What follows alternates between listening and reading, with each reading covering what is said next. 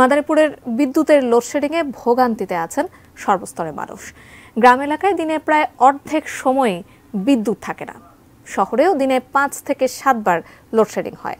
মাদারীপুর নতুন শহর এলাকা থেকে আরো জানাচ্ছেন আমাদের সহকর্মী জহিরুল ইসলাম খান। জহিরুল, কি জানাবেন?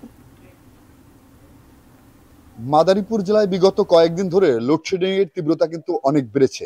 রাতে বেশ কয়েকবার লোডশেডিং হওয়ার কারণে মানুষের ঘুমে ব্যাঘাত ঘটে এবং সেহরির সময়, ইফতারের সময়ও কিন্তু লোডশেডিং এর ঘটনা ঘটে থাকে। এছাড়াও যে গত 24 ঘন্টায় মাদারীপুরে অন্ততপক্ষে 6 থেকে 7 বার বিদ্যুতের লোডশেডিং হয়েছে এবং এই প্রতিটি সময়তেই আধা ঘন্টা থেকে 1 ঘন্টা পর্যন্ত লোডশেডিং ছিল বিভিন্ন এলাকায়। তো এতে কিন্তু সাধারণ মানুষজন জানিয়েছে যে এতে বিভিন্ন ধরনের কাজকর্মের সমস্যা, বিশেষ করে যে কম্পিউটার কেন্দ্রিক বা টেকনোলজি কেন্দ্রিক যে কাজগুলো, সেগুলো সমস্যা হচ্ছে। এছাড়াও শিক্ষার্থীদের লেখাপড়ায় বিঘ্ন ঘটছে এবং বাসাবাড়ির যে কাজকর্ম এবং বিভিন্ন অফিস সংক্রান্ত কাজকর্ম হতে কিন্তু সমস্যা হয়ে থাকে। আমরা জানতে চাই যে মাদারীপুরের লোডশেডিং এর অবস্থা কেমন এবং আপনারা কি পরিস্থিতি দেখছেন? এই সময় গরমও বাড়তেছে, এখন এই সময় যদি লোডশেডিং এতটা বেশি দেওয়া হয় তাহলে খুবই খারাপ অবস্থা হয়ে যাচ্ছে।